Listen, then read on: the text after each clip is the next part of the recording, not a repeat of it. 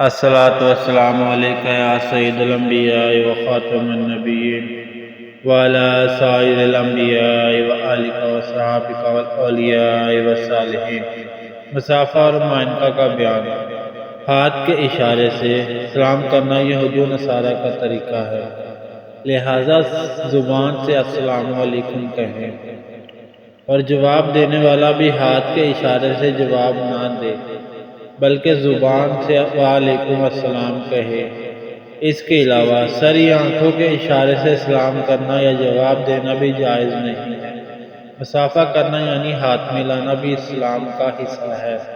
کہ جب کسی کو سلام کریں تو آپ مصافحہ بھی کر سکتے ہیں کہ جب دو مسلمان اللہ سبحانہ و تعالیٰ کی رضا کے لیے اور اجر و ثواب کے لیے مصافحہ کرتے ہیں، ان دونوں کے دل میں ایک دوسرے کے لیے کوئی غصہ، کینہ، حسد یا بغض نہ ہو تو ان کے گناہ بخش دیے جاتے ہیں، اور اگر ان دونوں میں سے کسی کے دل میں غصہ، کینہ، حسد، بغض موجود ہوگا تو ممکن ہے کہ کثرت سے سلام اور مصافحہ کرنے کی برکت سے آپس میں محبت پیدا ہو جائے گی اور آپس کا کینہ، غصہ، بغض ختم ہو جائے گا۔ جو شخص کھانا کھا رہا ہو یا کسی ایسے کام میں مشغول ہو کہ ہاتھ ملانا مشکل ہے تو پھر اس کے ساتھ مصافحہ نہ کریں بلکہ زبانی سلام کرنا ہی کافی ہے۔ مرد صرف مرد سے ہی مصافحہ کر سکتا ہے اور عورت صرف عورت سے ہی مصافحہ کر سکتی ہے۔ مرد عورت کا ایک دوسرے کو چھونا جائز نہیں ہے بلکہ گناہ کبیرہ ہے، لیکن اگر کوئی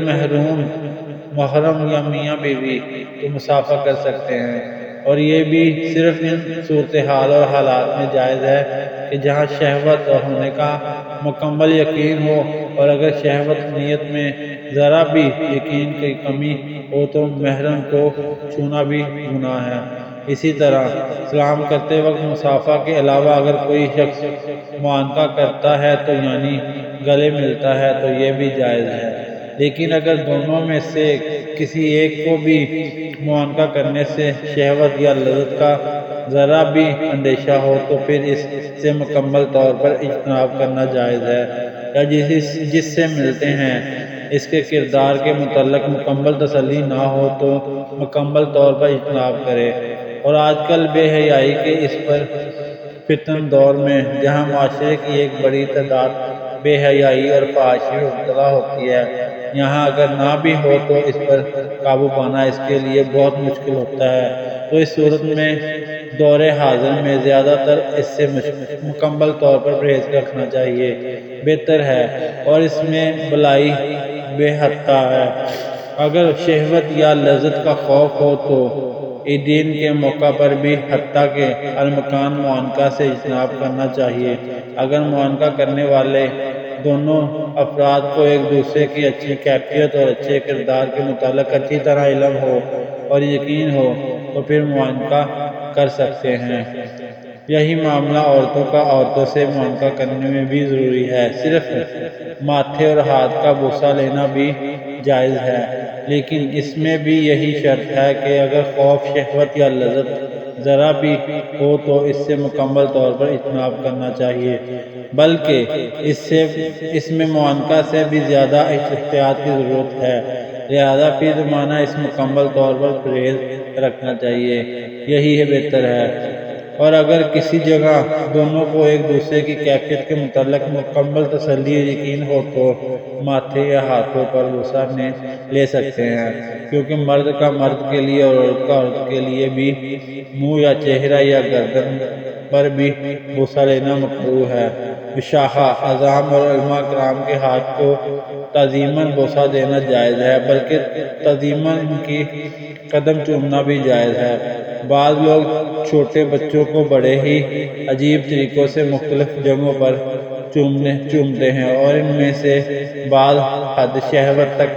پہنچ جاتی ہے، اور اگر شہوت والا معاملہ نہ بھی ہو تو پھر بھی بچوں کو عجیب طریقوں سے یا کثرت سے چومنے سے اجتناب کرنا چاہیے۔ اور اکثر لوگ اس معاملے کی طرف دھیان نہیں رکھتے، اور یہ بھی یاد رکھنا چاہیے کہ ماں کے علاوہ کوئی بھی اگر کبھی بچے کا بوسہ لینا چاہے تو صرف ہاتھ یا ماتھے پر ہی بوسہ لے، اور اس کے علاوہ دیگر جگہوں پر بچوں کو بھی چومنے سے پرہیز کرنا چاہیے۔ اس کے علاوہ بچوں کو گود میں بٹھانے سے پہلے مکمل اجتناب کرنا چاہیے۔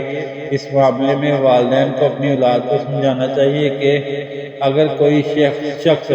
انہیں گود میں بٹھانے یا چومے وغیرہ تو بچے خود بھی انہیں منع کریں۔ اس سے معاشرے میں آہستہ آہستہ بے شمار خرابیاں پیدا ہونے کی راہ ہموار ہوتی ہے، لہذا اس سے حتی المکان پرہیز کرنے کی کوشش کرنی چاہیے۔